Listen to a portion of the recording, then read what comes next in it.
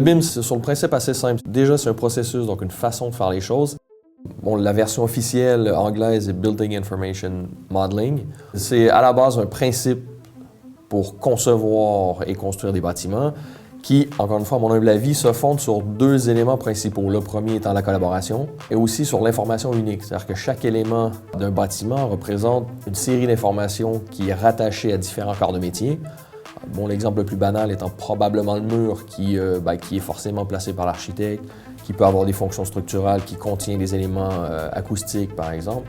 Donc, le même élément du bâtiment requiert l'import d'informations de différentes parties, ce qui fait que c'est un processus très collaboratif, ce qu'on n'avait pas au préalable. Avant, on avait un peu tout le monde qui décidait dans son coin, qui faisait leur plan, et puis on essayait d'amalgamer tout ça à la fin.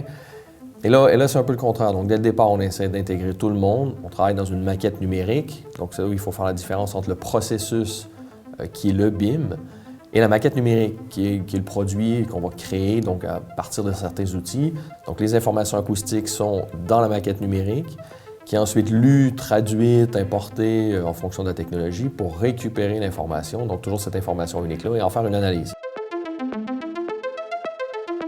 L'ENS, c'est une école, mais c'est aussi quelque part une mini-usine. Parce qu'on retrouve des machines de haute précision pour les laboratoires des chercheurs. Donc le BIM a permis de rentrer ces informations-là, c'est-à-dire qu'on a remodélisé, physiquement on a repris les dimensions des machines, on les a recréées et on les a positionnées dans la maquette, en 3 dimensions, dans le site du projet. Cette facilité de compréhension permet d'aller plus loin du coup dans le niveau de conception. Si je dois caractériser le BIM, pour moi c'est un outil de communication.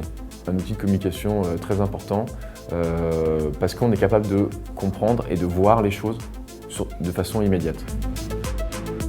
On ne s'est pas trop mal débrouillé puisqu'on a reçu le prix du BIM d'Or 2015 grâce à ce projet.